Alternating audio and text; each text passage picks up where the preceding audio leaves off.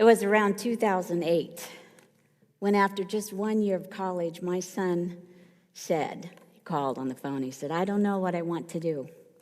This isn't really what I'm interested in. Maybe it is, Mom, maybe it isn't. I like working with my hands. Maybe I want training in something else or do an apprenticeship like my friend is doing in Germany. I don't know what I want to do, but I don't think it's college." I said, "When I was your age, I knew a college degree was the only way to get ahead in the world, so I went to college, first in horticulture and then floral design, and I realized I couldn't make a living at that, so I went back to college in arts and education, and then I realized I couldn't make a living at that, and so I went to seminary." It occurred to me at that moment that maybe I had tipped a little bit too far in the other direction. College is the only way to do this, son. It's the only path. Blake spoke abruptly. "Mom, we are not where you were anymore. We're not there anymore." He said, "I know that worked for you and for those times, but listen, this was 2008. Perhaps you remember the times. I have friends with master's degrees. They can't get jobs. We are not there anymore." I paused to think, and I thought, I just tried to push my ways, what came natural for me, on him. He's right. What worked for me in the 70s wasn't necessarily going to work for him in 2008. I thought, he's right. We're not there anymore. So my response next was, "How can I help you figure out what comes next for you?" How many times have you had a conversation with someone and you finally realized that you were imparting what works for you on ways that may not work for that person, your son, your granddaughter, a friend? It was a poignant, teachable moment for me. And not a bad thought for all of us to remember, especially for those of us who are part of the baby boomer generation. So what worked in the 60s and the 60s and the early 70s cannot be the go-to answer for the times today. Think about it. The calculator was the big tech innovation of the 60s. Then the microchip, and get this, the floppy disk. Remember that? We're not there anymore. Additionally, I think most of us can say the latest massive change in society of the past 3 years, with the onset of COVID, the pandemic, has created an immeasurable seismic shift. We are not where we used to be. We won't be able to go back as much as we push and push. What worked pre-COVID won't necessarily work now. Granted, taking risks is uncomfortable. It's comfortable to go back to what we know how to do, and less so when we take risks.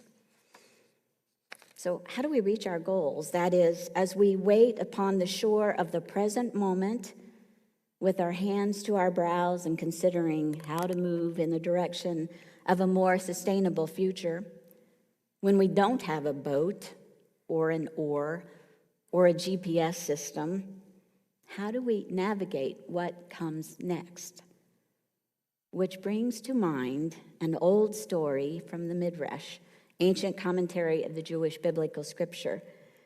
The story went something like this. Moses and the Israelites are struggling to leave Egypt. Following the 10th plague, Pharaoh finally let them go, but he changes his mind and sends his army to bring them back. The Egyptian army comes thundering towards them and eventually catches up just as the Israelites arrive at the expanse of the Red Sea. Moses looks ahead. If they attempt to cross, they may drown. He looks behind. If they go back, the army will capture them and likely kill them. So the Israelites cry out to Moses, "Why have you brought us out here to die?" Moses says to the people, "Don't worry, God will save us." God says to Moses, "Why are you talking to me?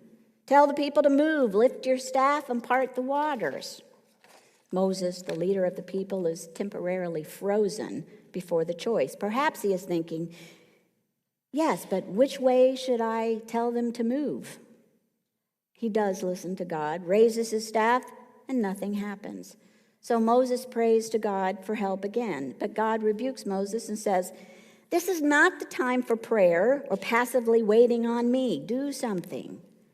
Meanwhile, the tribal leaders are arguing with each other about who should enter the sea first. No one wants to be that person.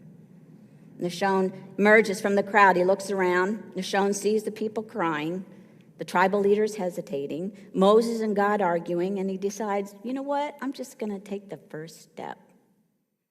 He moves swiftly toward the turbulent waters. First, his ankles are covered. Then his knees are covered. Then his hip, his shoulders, and finally the water is up to his neck. He steps forward once more, and the water now covers his mouth and nostrils. He can't breathe. Just at that moment, Moses lifts his staff, and this time, and not a second before, the waters part. The Israelites follow Nashon's courageous example, run into the parting waters, and join him on the other side of the sea. So this was a story that Reverend Joseph Santos Lyons told at the 2015 Unitarian Universalist General Assembly. We aren't Moses and the Israelites approaching the Red Sea. However, we here at UUC are at the edge of a sea of change. This is true for our Unitarian Universalist communities, and it is also true in our personal lives. Some more poignant times than others. We can't go back to the way it used to be 40, 20, or even 3 years ago. Post-COVID, our lives are totally different. There are 3 important observations about the Moses story that might be helpful to consider as all of us contemplate how we move to the future together and in our own lives. First, let's consider the obstacles and how they might be perceived. For example, Moses and his people faced a giant sea of water. Every tale I've ever heard over the years spoke about the miracle of this event and how Moses, with faith in God, parted the waters. Faith indeed is a powerful thing. And yet, what contemporary scholars have determined is that it likely wasn't the Red Sea, but a reed sea in the Nile Delta, where the original people stood in front of a reed sea. This changes everything, right? I mean, if you've spent any time around marshland areas, especially tidal marshland areas, you know the water level changes, sometimes quickly, depending on the wind. The water can swell above the reeds, indeed appearing like an ocean, and then subside, leaving the reeds and the ground to become dry and crackly in the sun. My brother and his wife live in Savannah, Georgia, and they live on the marsh. So we visited them last fall, and they said, "Come on out, we'll take a walk in the marsh." And as we walked out there, I'm like, when does the water come? When is the water coming? It was just too terrifying. But it was parched, the land was parched and dry, and later in the evening, the tidal came in, and the water rose. So call it what you will, a miracle or an intriguing combination of events. The likely story is that the fluctuation allowed the suffering people to cross, the wind to cease, the water to rise again, and by the time the pursuers arrived, they became literally stuck in the mud. On a more comical note, I would have loved to have been there when they reached the other shore. I'll bet there were numerous interesting responses, such as, I knew that was going to happen. This is just what I was saying. Nobody ever listens to me. What obstacle in your life needs a new perspective? Maybe it's not what it seems. The second point to consider is who took the first step. Not the leader of the people, not those who were arguing, but Nashon, who was part of the group. Talk about a leap or a step of faith. I can only imagine what he was thinking. Come hell or high water, I will not go back to remaining a slave. I will find a way. When others hesitate, even when others hesitate, I will find a way. What courage.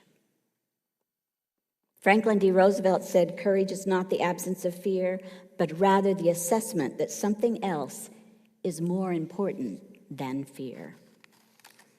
In our UU community, are we asking ourselves, is the mission to celebrate dignity and respect for all, to nurture lifelong spiritual growth, to act for justice and equality, and to serve the wider community, is that more important than fear, than our fear? Can we move from the mindset, this is my place, created just for me, to this is a place that I am helping to create so others may participate too? Can we move from an I congregation to a we congregation? In our personal lives, are we asking, what is it that is more important to me than my fear? Realizing that in the past 3 years, people have died unexpectedly, and the message that life is fleeting and never promised, is that more present today than in the recent past? Are we asking ourselves, what am I doing that is of importance, that can make a meaningful difference? What am I doing? Finally, the third point. Please allow me to impart a little comedy here. I can't help it. Let's imagine all of us there, shall we? On the shore with the Israelites and Moses. While Moses is arguing with God, what are the other conversations we are hearing? Perhaps we are hearing two people saying, you know, we could hold hands, tread water, and hold hands from, I'll start, hold hands with you, and then you come after me, and we'll just make a long line all the way across the water. The other says, we could take up our robes, we can gather the air in our robes, and then we can float to the other side. As the wind blows harder and harder, that all of them are looking at the ripples, they say, no, that's not a good idea. Meanwhile, time is marching on. Stress is getting to the people all around us. One person yells, stop pushing me. Someone else says, no one is letting me talk. Another one says, when are we going to eat? Arnold speaks up and says, I used to rehab boats. They're very useful. We used to have a boat. It was a nice boat. We had so much fun. The whole group got quiet. A younger person yells, we're not there anymore, Arnold. There is no boat. The group gets quiet. People stop talking, and then Nashon begins to step into the water. Moses stops arguing, holds up his staff to enter the water and makes sure that Nashon is safe, and lo and behold, the waters parted. The waters receded, and a way forward arrived. Not one person could have guessed what would happen, but with an eye on safe passage, they did step into the future. In our personal lives, may we pause to consider the obstacles before us. May we view them not as stones or no way forward, but as pauses for finding the next path. And the next path may not be in front of you, it might be to the right, or the next path may be to the left, not something any of us look for.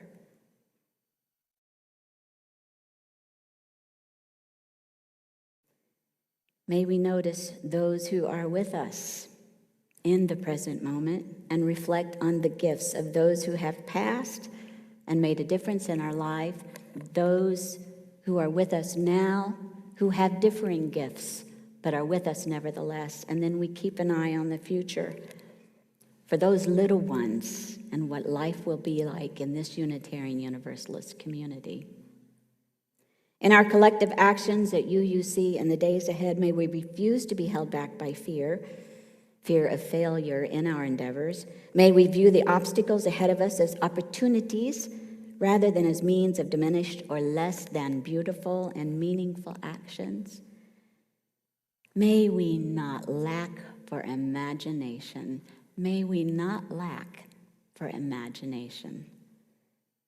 May we speak with one another with appreciation for any and all feedback, trusting that love is behind the impulse to speak, no matter how awkward the outcome.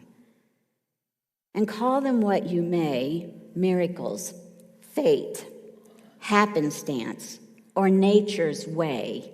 May we consistently be open to the awe-filled, AWE-FILLED,